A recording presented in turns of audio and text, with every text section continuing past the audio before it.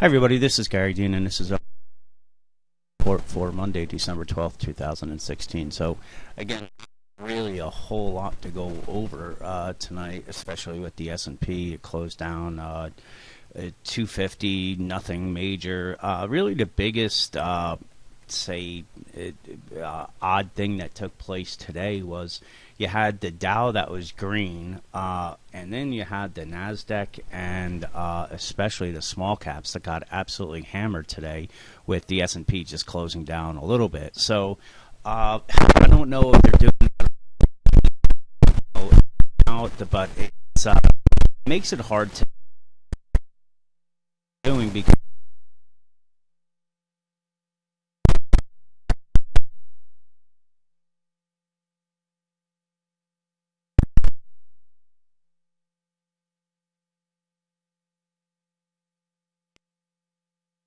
not much in the Dow green.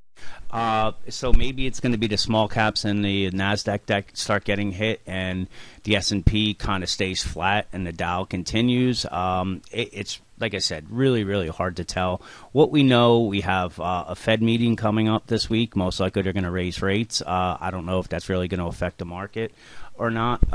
Maybe we're going to see some volatility, but again, we're most likely going to get a pullback that is going to most likely be bid up back up to new highs, but it's just a matter of where they're going to bid it up, and they haven't really given too much of a breather. So I think from this over 200 point rally, we've seen the biggest dip was 20 points or something like that, or 25 points. So it's we're going to have to kind of wait and see, but we have these bearish divergences that we're setting up got wiped out. So that's kind of, again, looking for a pullback and then new highs. So that kind of fits that thinking of it. It's again, we could just go off of technicals. There is no no guarantee that it's going to work on it.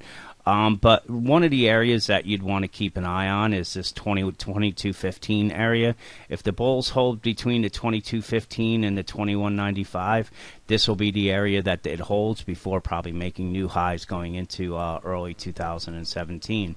So that's one obstacle on it. You can see we're very, very overbought right there. If we take a look at the 60-minute, we do have bearish divergences. So again, the momentum hasn't even really, they just started rolling over. So it has a lot of room to move down, and you can see just a 23% retracement is this 2220, and remember the support I was just talking about at the 2216. So it would make the most sense to come down to this level, find some support, give the bulls that have been buying up here some reason to believe that it's going to it's going to continue higher. But the only way to really believe that is when you get some kind of test of support. When it just goes up like this, there's been no challenges, and in the past when we've seen that, where it just kind of, it's kind of hard to even get to where it was, but when it just kind of drifts up like this without any breathers, typically what happens is, they stop the algos on the buying, and you get a 20-30 point drop in a day.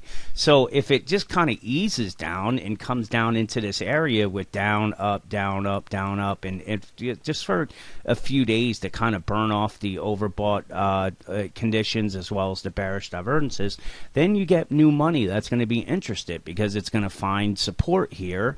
And if it finds it, then they're going to have some place to kind of mark where a stop will be if they start buying.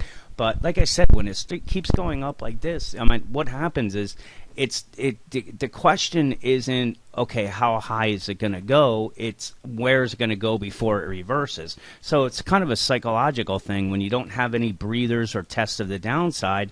That what happens is it's great on the ride up, but now up here, people start to get a little antsy if they're long, because they're wondering when is it going to reverse, and they don't want to lose the profits that they have. So again, it would make sense. It would probably be very healthy for the market to see some kind of pullback down here.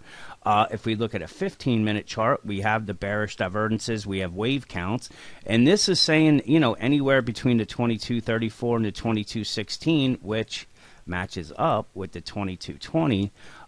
Would be a typical retracement on this. So there's a lot of things that are saying that we should get this pullback that brings us down into these levels.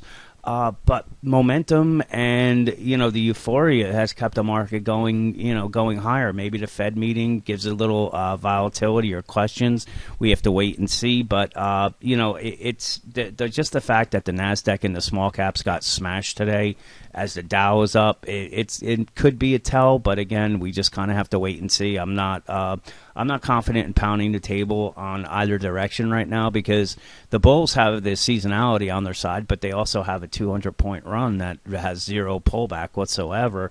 So it's setting up for a possible nasty drop real fast, and we have the bearish divergences to support that type of move if it happens. But the problem is that the seasonality and the euphoria is keeping people buying it. So it's yes, it could go higher. It would be probably healthier if we get that pullback down to the 2020. Is it going to happen? We're going to have to kind of wait and see. I don't have that magic 8 ball that's letting me know. But like I said, it would probably be the healthiest thing that could take place. So with that, let's see what plays out tomorrow, and have a great night.